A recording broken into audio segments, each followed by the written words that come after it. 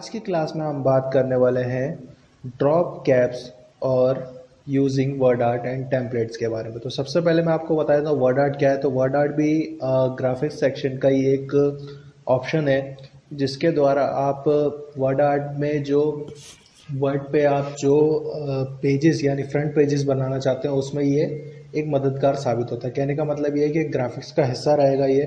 जैसे मान लीजिए कि वर्ड का यूज़ हम करते हैं फ्रंट पेजेस वगैरह बनाने के लिए, तो उसमें आप वर्ड आर्ट का यूज़ कर सकते हो। तो वर्ड आर्ट का यूज़ मैं आपको करके बता देता हूँ और इसकी खासियत बता देता हूँ। तो सबसे पहले मैं आपको वर्ड आर्ट का यूज़ करना बता देता हूँ। तो इंसर्ट मेन्यू के अंदर आपको यहाँ मिलेगा वर्ड आर्ट। तो यहाँ से मैं वर्ड आर्ट चूज़ कर ले रहा हूँ और यहाँ पर लिख ले रहा हूँ, कोई भी वर्ड लिख ले रहा हूँ। तो मैंने यहाँ पर लिख लिया, ठीक है।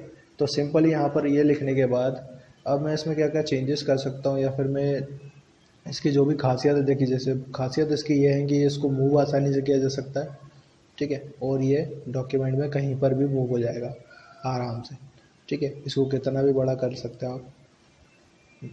शेप का साइज़ बढ़ाना चाहो शेप का साइज़ बढ़ा सकते हो, फ़ॉन्ट का साइज़ चाहो तो फ़ॉन्ट का साइज़ बढ़ा सकते हो।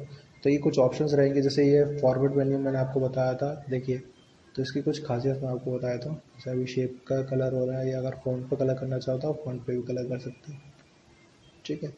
और इसमें एक ऑप्शन होता है ट्रांसफॉर्म। तो इससे आप आराम से ट्रांसफॉर्म कर सकते हैं कुछ इस तरीके से, ठीक है। अगर आपको साइज़ और बढ़ाना है तो आप यहाँ से साइज़ और बढ़ा सकते हैं कुछ इस तरीके से, और ये उतना ही बैंड हो जाएगा, ठीक है। तो ये वर्ड आर्ट होता है जिसके द्वारा आप है ना यूज़ करके आप कोई भी फ्रंट पेज तैयार कर सकते हैं। नेक्स्ट मैं आपको बताने जा रहा हूँ ड्रॉप कैप। तो ड्रॉप कैप एक ऐसा ऑप्शन है जिसे हम आर्टिकल्स वगैरह में, न्यूज़पेपर्स वगैरह में देखते रहते हैं। तो सिंपली मैं क्या करने वाला हूँ, यहाँ पर एक पैराग्राफ टाइप करने वाला। तो मैंने यहाँ पे एक पैराग्राफ ले लिया डमी टेक्स्ट का, ठीक है। तो ये पैराग्राफ आ गया। अब मैं चाहता हूँ कि इसका जो फर्स्ट वर्ड है वो थोड़ा सा बड़ा हो जाए। कैसे बड़ा करें, तो उसका तरीका कुछ ऐसा रहेगा, वो ड्रॉप कैप के द्वारा होगा। तो ड्रॉप कैप आपको मिल जाएगा यहाँ पर। तो देखिए यहाँ पे आपको ड्रॉप कैप मिल जाएगा। जैसे आप मैंने बताया था कि आर्टिकल या न्यूज़पेपर्स वगैरह में हम देखते हैं, तो यहाँ पे आप ड्रॉप कैप का यूज़ कर सकते हैं, ठीक है।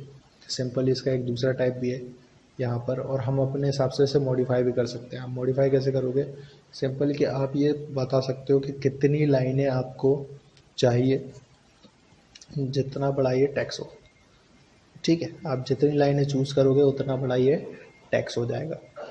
तो ये ड्रॉप कैप रहेगा, ठीक है। अब बात कर लेते हैं टेम्पलेट। तो टेम्पलेट होते क्या है पहले वो समझ लीजिए। टेम्पलेट एक ऐसे बने बनाए डॉक्यूमेंट्स होते हैं जिनको मॉडिफाई करके काम किया जा सकता है। कहने का मतलब ये है कि ये हमारे कार्य को सरल बनाने के लिए यूज़ किए जाते हैं। तो टेम्पलेट्स के कुछ टाइप होते हैं, तो टेम्पलेट्स के टाइप बता देता हूँ। तो टेम्पलेट एक पूर्व निर्धारित डॉक्यूमेंट है जिसका उपयोग एक नया डॉक्यूमेंट जल्दी से बनाने के लिए कर सकते हैं। टेम्पलेट में अक्सर कस्टम फॉर्मेटिंग एवं डिज़ाइन शामिल होते हैं, इसलिए इससे एक नई परियोजना बनाने में समय की बहुत बचत होती है। कहने का मतलब ये है कि इसमें ऑलरेडी फॉर्मेटिंग की होती है, सारा पेज वगैरह तैयार होता है, सिर्फ आपको अपने हिसाब से कंटेंट फिल करना होता है। डिज़ाइन की तरह टेम्पलेट भी एमएस वर्ड में उपलब्ध एक सुविधा है। टेम्पलेट किसी डॉक्यूमेंट का एक पहले से बना हुआ प्रारूप है जिससे किसी भी डॉक्यूमेंट को फॉर्मेट एवं तैयार करने के लिए आवश्यक नियम दिए होते हैं। तो टेम्पलेट के मैं टाइप बता देता हूँ। टेम्पलेट के दो टाइप होते हैं, बिल्ट इन टेम्पलेट यानी कि जो ऑलरेडी बने हुए होते हैं। Built in templates way template होते हैं जो एमएस वर्ड 2013 में पहले से ही मौजूद रहते हैं। इसके आप सिलेक्ट करके इनका उपयोग करके कार्य कर सकते हैं, ठीक है। जिसमें for example report, fax, memo, resume, web page, ठीक है। Document without custom formatting. और दूसरा टाइप होता है कस्टम टेम्पलेट्स जो कि यूज़र द्वारा बनाए जाते हैं। वे टेम्पलेट्स होते हैं जिन्हें यूज़र द्वारा बनाया जाता है। यूज़र अपने हिसाब से टेम्पलेट बना सकता है और उन्हें एक DOTX फाइल के रूप में सेव कर सकता है, ठीक है। तो एमएस वर्ड में टेम्पलेट बनाने के लिए आपको करना क्या होता है, सिंपली आप जाएंगे यहाँ पर। अगर टेम्पलेट आपको खोलना है तो पहले आप जाएंगे न्यू में, यहाँ पे आपको अलग अलग टेम्पलेट्स मिल जाएंगे, ठीक है। उसके बाद ये बने बनाए टेम्पलेट्स आपको यहाँ मिल जाएंगे। अगर आप इनमें से नहीं बनाना चाहते हो या फिर आप खुद से बनाना चाहते हो तो सिंपली आपको करना क्या होगा, जैसे मान लीजिए कि मैंने ये फाइल जो बनाई है वो मान लीजिए एक टेम्पलेट है। अब उसको सेव कैसे करोगे, template as a template save हो, तो यहाँ पर आप जाओगे सेव में, तो यहाँ पे आपको ऑप्शन मिलेगा सेव। तो जब आप फाइल को सेव कर रहे हो तो इसको वर्ड डॉक्यूमेंट ना देते हुए आप यहाँ से इसको देंगे वर्ड टेम्पलेट। ठीक है, तो वर्ड टेम्पलेट दे देंगे तो ये देखिए कस्टम ऑफिस टेम्पलेट में आपको पहुंचा देगा। कस्टम ऑफिस टेम्पलेट में आप पहुंच जाओगे और इसको सेव कर दोगे। तो जैसे मान लीजिए मैंने ये सेव कर दिया इसको यूजिंग वर्ड आर्ट के नाम से। ठीक है, अब ये सेव हो गया। तो अब मान लीजिए मुझे कुछ इसमें चेंजेस करने हैं, एक्सप्लोरिंग करनी है, मॉडिफाई करना है, तो कैसे करूँगा, तो वो सिंपली क्या करूँगा, मैं सबसे पहले चेक कर लेता हूँ मैं यहाँ पे यूजिंग वर्ड टेम्पलेट के नाम से, तो सर्च कर लेते हैं। तो सर्चिंग ऑप्शन नेट के बगैर खुलेगा नहीं, तो हम क्या करते हैं, चेंजेस करने के लिए जाते हैं यहाँ पर पर्सनल। देखिए पर्सनल में मेरा जो टेम्पलेट है वो दिखाई दे रहा है।